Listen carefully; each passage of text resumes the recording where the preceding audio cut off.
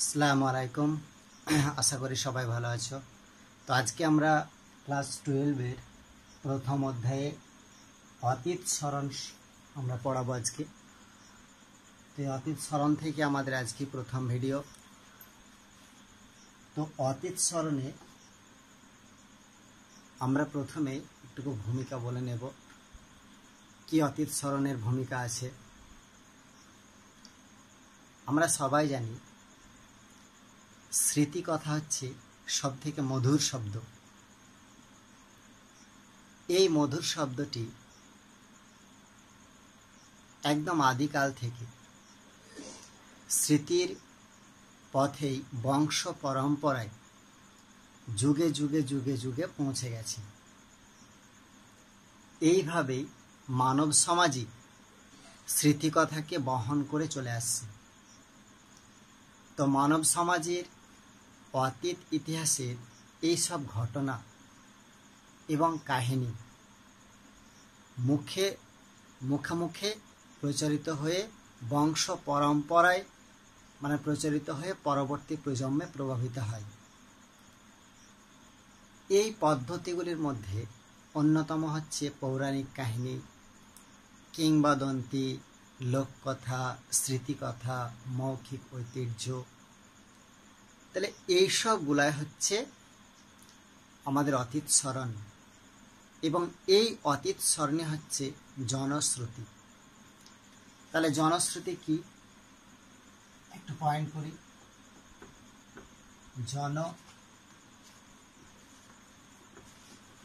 জনশ্রুতি জনশ্রুতি কি? জন মানে হচ্ছে জনগণ বা মানুষ। শ্রুতি হচ্ছে স্মৃতি কথা, অর্থাৎ মানুষের মনের মধ্যে এক কল্পনাপ্রবণ জিনিস, যেটা হচ্ছে স্মৃতি কথা, মনে রাখা। এই জন্য আমরা বেদকে আমরা শ্রুতি বলি, অর্থাৎ বেদ শুনে শুনে উচ্চারিত হতো, শুনে শুনে বংশ পরম্পরায় প্রভাবিত হতো। এই জন্য বেদের অপর নাম শ্রুতি। ঠিক এখানেও তাই জনশ্রুতি হচ্ছে মানুষের মুখে মুখে বংশ পরম্পরায় চলে আসছে স্মৃতিকথা, সেটাই হচ্ছে জনশ্রুতি। তো জনশ্রুতি অতীত স্মরণের মেন ভূমিকা। তো ঐতিহাসিকরা কি করে? তথ্য সন্তারিক, তার ভিত্তিতে ইতিহাস রচনা করে। কিন্তু ঐতিহাসিক বিবরণ তথ্য সন্তারিকের ক্ষেত্রে যথার্থ প্রমাণ না থাকলে সেটাই হয়ে যাবে কি? জনশ্রুতি। এইভাবে জনশ্রুতিগুলো আমাদের মুখের মধ্যে প্রচারিত হয়ে হয়ে চলে আসছে। এই জনশ্রুতির কিছু বৈচিত্র্য পরিলক্ষিত হয়। কি বৈচিত্র্য? জনশ্রুতির কিছু বৈচিত্র্য আছে। কি সেই জনশ্রুতির বৈচিত্র্য? এই জনশ্রুতিগুলি হলো, আমি আগেই বললাম, পৌরাণিক কাহিনী, কিংবদন্তি, লোককথা, স্মৃতিকথা, মৌখিক ঐতিহ্য। এইগুলাই হচ্ছে বিভিন্ন ধরনের জনশ্রুতির এক একটা উদাহরণ। এই জনশ্রুতির মাধ্যমে সেই সমাজের জনপদ সম্পর্কে জানা যায়, সমাজ সম্পর্কে জানা যায়, ধর্ম সম্পর্কে জানা যায়। এইসব বিভিন্ন ধরনের বিবরণী এবং কাল্পনিক কাহিনীর কথা কিন্তু জানা যায়। এই জনশ্রুতি কি সংগ্রহ করার চেষ্টা করেছিল প্রথম? এটা তো মুখে মুখে বংশ পরম্পরায় চলে আসছিল। এটাকে প্রথম জার্মানি উদ্যোগ নিয়েছিল যে এই জনশ্রুতিকে লিখিত আকারে প্রকাশ করতে হবে। তো এই ব্যাপারে উদ্যোগ গ্রহণ করেছিল জ্যাকব গ্রিম এবং উইলিয়াম গ্রিম নামে দুই ভাই। এরাই প্রথম এই জনশ্রুতিটাকে লিখিতভাবে প্রচার করেছিল। ঠিক তারপরে পরে এইসব সংগ্রহে জোর দিয়েছিল হ্যান্স ক্রিশ্চিয়ান অ্যান্ডারসন, ডি ম্যাকিঞ্জি, লাল বিহারী, উইলিয়াম কেরি, তারপরে ফ্রেজার, শোভনা দেবী। এইসব বিভিন্ন ঐতিহাসিক তারা এই জনশ্রুতিকে সংগ্রহ করেছে। তো আস্তে আস্তে এর প্রসার কি করে ঘটল? তো এই জনশ্রুতির প্রসার অবশ্যই ঘটেছে কিভাবে?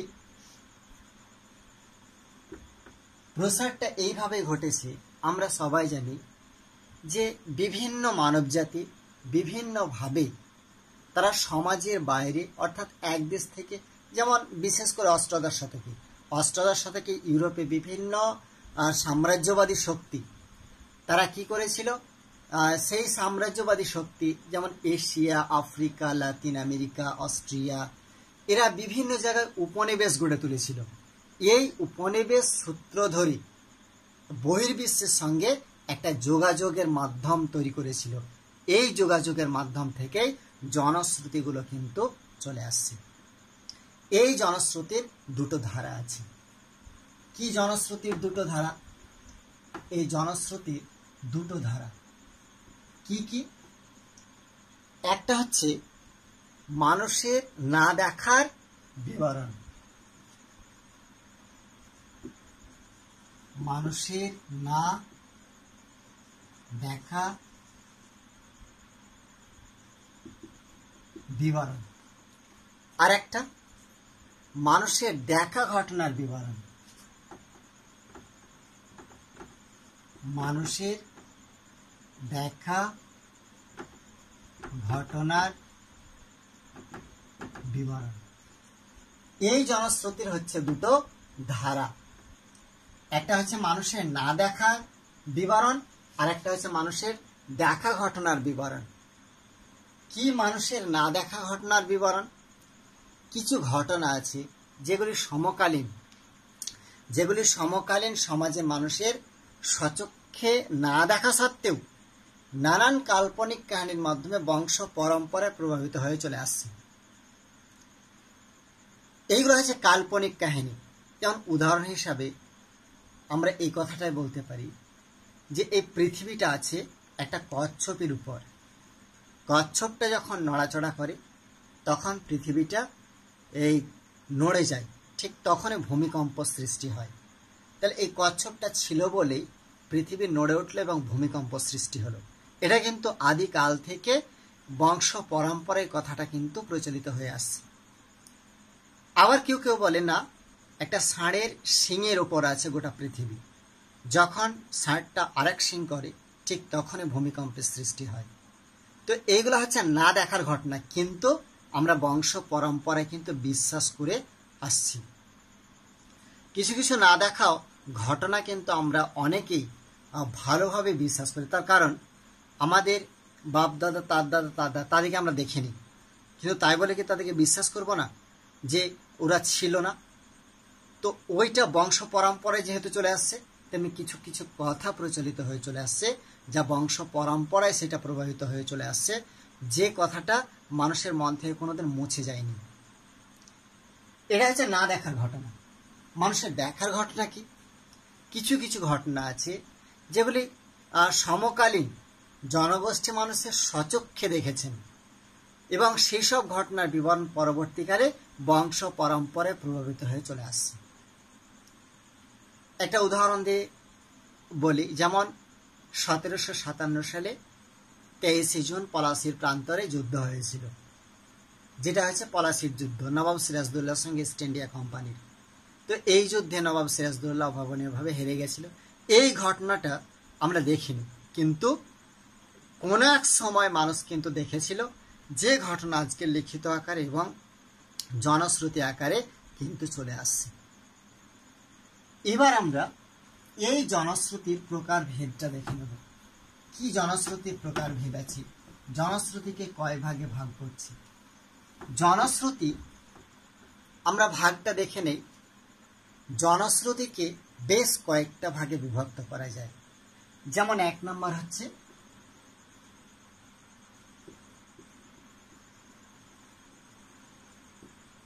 পৌরাণিক কাহিনী, 2 নম্বর কিংবদন্তি, 3 নম্বর স্মৃতিকথা, 4 লোককথা। 5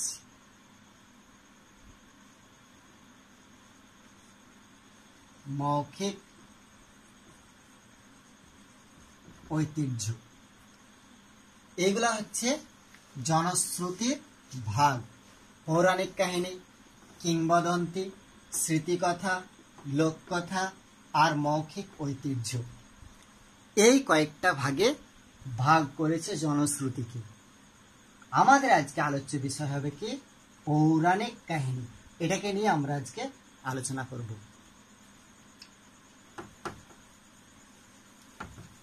কি পৌরাণিক কাহিনী? পৌরাণিক কাহিনী কি সেটা বলি। প্রাগৈতিহাসিক যুগে বিভিন্ন কাহিনী বা ঘটনার বিবরণ যে ঐতিহাসিকরা উপাদানগুলিকে তুলে ধরেছেন সেটাকেই বলছে পৌরাণিক কাহিনী। এই পৌরাণিক কাহিনী বা মিথ লোক মুখে কিন্তু জনপ্রিয় হয়ে চলে আসছে। এই পৌরাণিক কাহিনীর একটা উদাহরণ কি? হিন্দু পুরাণ অনুসারে ভগবান ব্রহ্মার মানস কন্যা হল দেবী দুর্গা। তো এক সময় এই গোটা বিশ্ব সংসারী অসুরদের রাজত্বকাল চলছিল। আর সেই অসুর শক্তিকে কেউই বধ করতে পারছিল না, কেননা সেই অসুর কুল ব্রহ্মার কাছে একটা বর পেয়েছিল। কঠিন তপস্যা করে সে বরটা পেয়েছিল যে কোনো পুরুষ তাকে হত্যা করতে পারবে না। এই জন্যে সেই অসুরকুল কি করেছিল, গোটা বিশ্ব সংসারে সেই সময় অসুরকুলদের বিরাট রাজত্ব চলত, তাদের ভয়ডর কিছু ছিল না। কিন্তু ব্রহ্মা একটা ফাঁক রেখে দিয়েছিল যে কোনো নারীর হাতে মরবে, এই কথাটা বলেনি। ঠিক সেই সময় দুষ্টের দমন করার জন্য দেবী দুর্গাকে পাঠানো হয়েছিল এবং সেই অসুরকুলকে বিনাশ করেছিল। সে মর্তে এসে সে দিব্য শক্তি দিয়ে সে কিন্তু বিনাশ করেছিল। এইভাবে দুষ্টের দমন সৃষ্টের পালন করে চলে আসছে পৌরাণিক কাহিনী। এই পৌরাণিক কাহিনীর কিছু বৈশিষ্ট্য আছে। কি সেই বৈশিষ্ট্য? তাহলে পৌরাণিক কাহিনীর বৈশিষ্ট্য আমরা একটু দেখে নেব।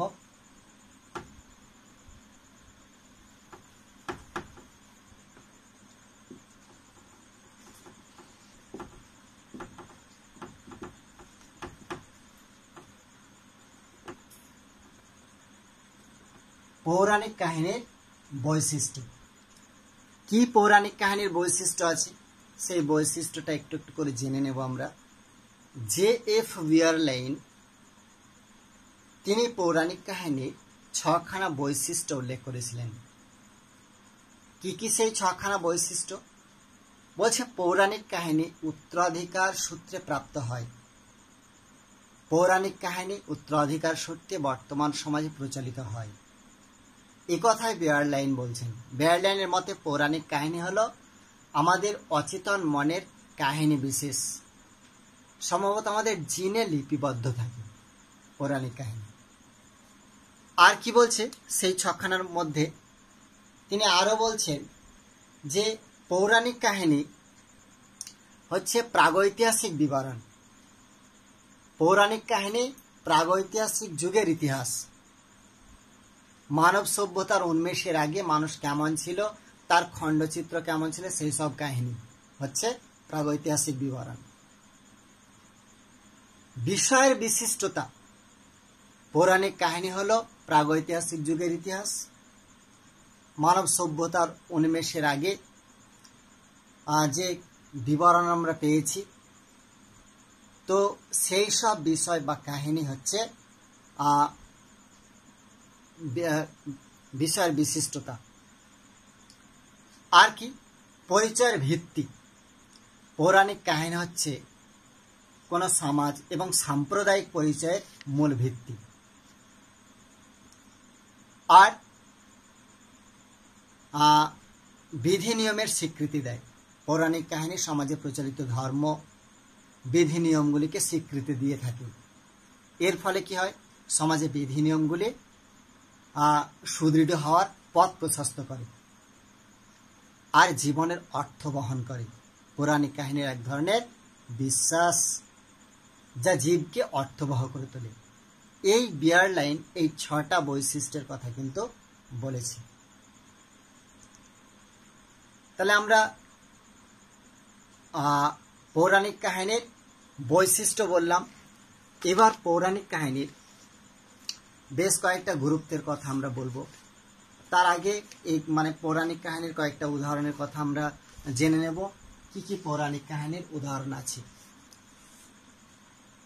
পৌরাণিক কাহিনী, বিভিন্ন দেশের পৌরাণিক কাহিনী আছে। যেমন বাইবেলের পৌরাণিক কাহিনী। বাইবেলের পৌরাণিক কাহিনী কেমন?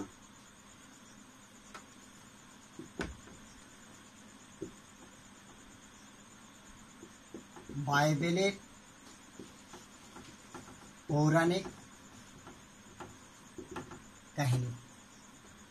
বাইবেলের পৌরাণিক কাহিনী খ্রিস্ট ধর্মের ধর্মগ্রন্থ বাইবেল একটি পৌরাণিক কাহিনী অনুসারে প্রবল বন্যায় পৃথিবীর স্থলভাগ কিন্তু ডুবে গিয়েছিল। তো ঠিক সেই সময় বিভিন্ন প্রাণীর একজোড়া করে প্রতিনিধি নোয়ার নৌকায় আশ্রয় নিয়েছিল। সেই নোয়ার নৌকাতে আশ্রয় যারা পেয়েছিল প্রত্যেকটা জীবকুল, সেই জীবগুলি আবার পৃথিবীতে বিভিন্ন জীবকুলের সৃষ্টি করেছে। এইভাবেই কিন্তু পৃথিবীর সমতা বিধান কিন্তু বজায় ছিল। আর কি হিন্দু পুরাণের কাহিনী আছে।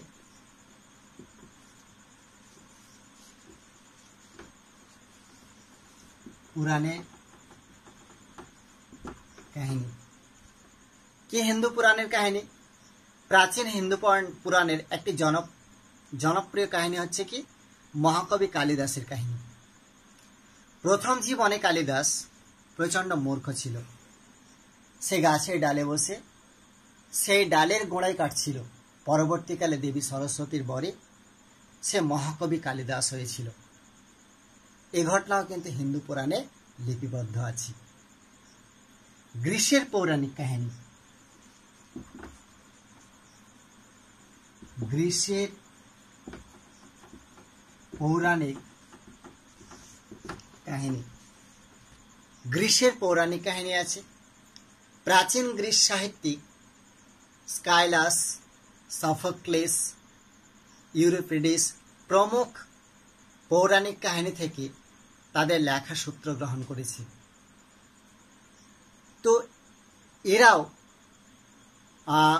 পৌরাণিক কাহিনীর একটা বিবরণ দিয়েছে, খুব সুন্দর একটা বিবরণ দিয়েছে পৌরাণিক কাহিনীর। সেই বিবরণটা কি?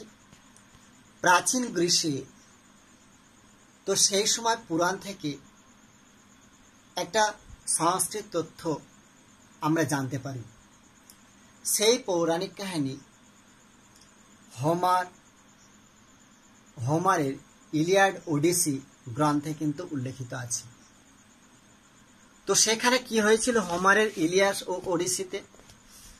হোমারের ইলিয়াড ওডিসিতে সেখানে লিপিবদ্ধ এটাই আছে যে ক্রেনাস তার পুত্র দেবরাজ জিউসের কাহিনী প্রাচীন গ্রিস পৌরাণিক কাহিনী অন্যতম উদাহরণ।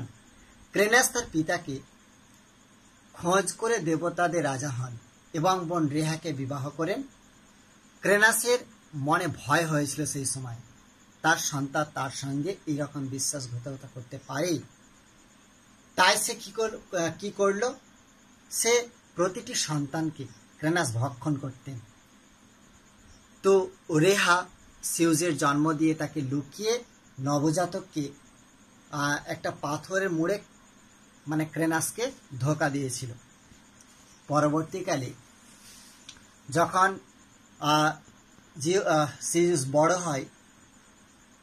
জিউস যখন বড় হয় তখন তার পিতাকে একটি ঔষধি পানীয় খাওয়ালে সেই জিউসের সকল ভ্রাতাকে সে কি করেছিল? ক্রেনাস উগরে দিয়েছিল। এরপর ক্রেনাসকে যুদ্ধে হারিয়ে জিউস দেবতাদের রাজা হয়েছিলেন বা দেবরাজের রাজা হয়েছিলেন। এই কাহিনী কিন্তু গ্রিসের পৌরাণিক কাহিনীর একটা উদাহরণ। তাছাড়া আছে রোমের কাহিনী, রোমুলাসের কাহিনী আছে, রোম কিভাবে সৃষ্টি হয়েছিল। তো রোমুলাস তার নামানুসারে কিন্তু রোমের নাম হয়েছিল। রোমুলাসকে আমরা সবাই জানি যে টাইবার নদীর জলে ভাসিয়ে দেওয়া হয়েছিল।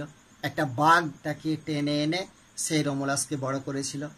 তারপরে সে যখন তার বংশ পরিচয় জানতে পারে তখন রোমে গিয়ে সে সকল রাজাদের পরাজিত করে সে রোমের নাম দিয়েছিল এবং রোমের রাজা হয়েছিল পরবর্তীকালে সে। তো এটাই হচ্ছে উদাহরণ পৌরাণিক কাহিনী। এবার আমরা গুরুত্বের কথাটা একটু জেনে নেব যে এতক্ষণ আমরা পৌরাণিক কাহিনী আলোচনাটা করলাম, এই পৌরাণিক কাহিনীর কি গুরুত্ব বহন করে, পৌরাণিক কাহিনী কতটা গুরুত্ব বহন করে, অর্থাৎ স্মৃতিকথার কতটা গুরুত্ব আছে, সেই গুরুত্বের কথাটা আমরা একটুকু জেনে নেই। যে প্রাচীন পৌরাণিক কাহিনীর কতটা বিষয়বস্তু ঐতিহাসিকভাবে ঠিক না ভুল বা সত্য না মিথ্যা এটা খোঁজা খুবই কঠিন। তো সে যাই হোক, পৌরাণিক কাহিনী অতীত ইতিহাসের বহু সত্য এবং যথার্থ উপাদান লুকিয়ে থাকে কিন্তু। তো পৌরাণিক কাহিনীগুলিতে তাদের দেবতা, পূর্বপুরুষ, বীর পুরুষ এইসব গল্প কথা কিন্তু থেকেই থাকে, তাহলে নিশ্চয় একটা গুরুত্ব বহন করে এই থেকে। আর কি সমকাল নির্ণয় করে, পৌরাণিক কাহিনীগুলির সঙ্গে তুলনামূলক পদ্ধতিতে যাচাই করে ইতিহাসের বহু সাল তারিখ কিন্তু নির্ণয় করা সম্ভব হয়। আবার কি করে, বংশ পরম্পরায় যে একটা বংশ তালিকা রেখে যায়, প্রাচীন একদম কালের বংশ পরম্পরা মুখ দিয়ে যে প্রচারিত হয়ে আসছে বংশে কাহিনী, যে কে হয়তোবা সৈয়দ বংশ, কে হয়তোবা পাঠান বংশ, কে হয়তোবা মল্লিক বংশ, এই যে বংশ পরম্পরায় মানুষের মুখে মুখে চলে আসছে বংশ তালিকাটা, এই বংশ তালিকাটাও কিন্তু নির্ভর করে এই মানে পৌরাণিক কাহিনীতে। তাহলে তার গুরুত্বটা আছে একটা। আর কি ধারাবাহিকতা, ধারাবাহিকতা হচ্ছে পৌরাণিক কাহিনীর একটা উল্লেখযোগ্য গুরুত্ব।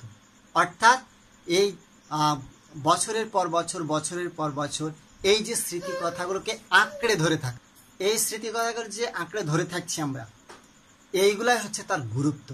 তাহলে আমরা আজকে অতীত স্মরণ থেকে স্মৃতিকথা এবং পৌরাণিক কাহিনী সম্পর্কে বিস্তারিত আলোচনা করলাম। তো আজকে এই পর্যন্তই, সবাই ভালো থাকবে, থ্যাংক ইউ।